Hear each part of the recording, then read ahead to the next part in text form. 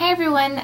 Okay, so like I promised, I said I was going to show you how to do this inking technique on the edges of your pages. And let me just zoom in there real close. For this one I used brushed corduroy and broken china with the Tim Holtz distress pads.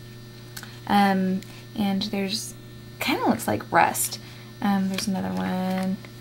So I'm going to show you how I did that. What you're going to need is some Tim Holtz distress pads, any color you want. I'm going to use, is that walnut stained?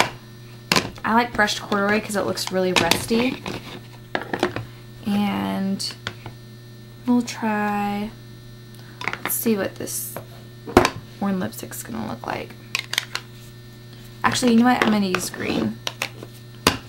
And this is peeled paint. So brushed corduroy and peeled paint is what I'm using for this one.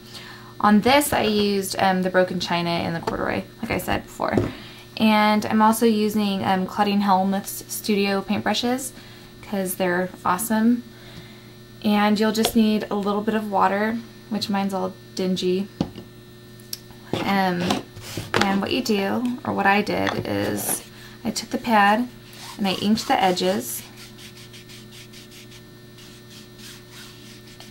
I'm being really messy. See how I'm getting it more into the page? And then you'll take your brush and you'll just barely dip it into your water just a bit and then dry it off a little bit on a rag. I've got my rag here. And then you're just going to pull some of that ink into the page. And see how that brings more of the color out? Let me zoom in.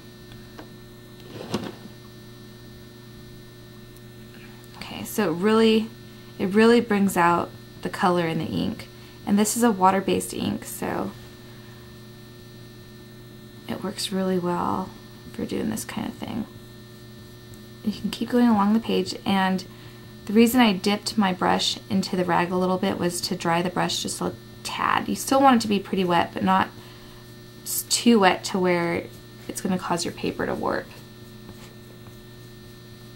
Okay. So now I brought some of that color out, and look, no brush marks. See how it blends in real nice? If you do get brush marks, it's because you've got too much ink on your brush and the paper is too dry. Just keep going over just like that. And now I'm going to rinse my brush out and dry it off. And dry it really well because you're going to dip this brush into your pad. I'm taking my pad and I'm pulling ink from the side of the pad just in case there's some brown residue on my brush. I don't want to get it into the part of the pad that I'm going to be stamping with. So just brush it along the side and then just dab it into the brown, but you don't want to go all the way to the edge to where the darkest part of the brown is.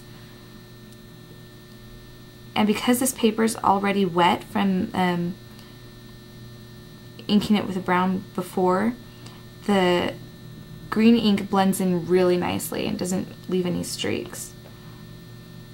So see how I'm not going all the way up to that edge?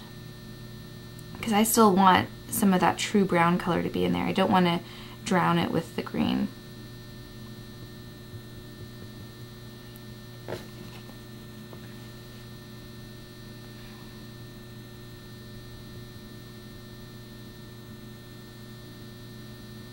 I'm just going all the way along that edge.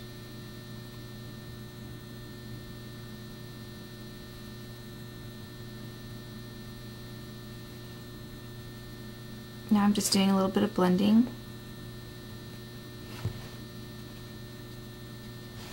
See how easy that was? And if I wanted this to be even more green, I would just keep going back over the parts that I've already done.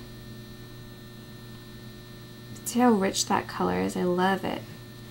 You can do this with any color, really. But I love these inks. They're perfect for this. And you can even use them for watercolor painting. I do it all the time. Just about anything.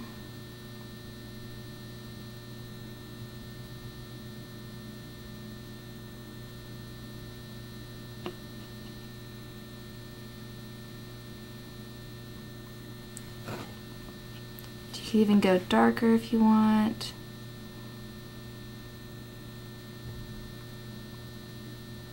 But there you go. See how easy that was? Adds a neat little effect to your pages.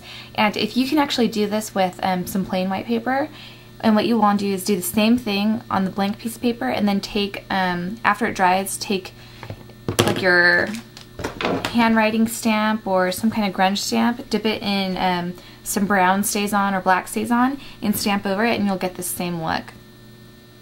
Isn't that cool? Alright guys, hope you enjoyed this video. If I get some more time, I'll post another one today. I'm going to try to get some tips and techniques done. But keep your eyes peeled at the Blue Moon YouTube site, because I'll be posting a video on there later today, hopefully.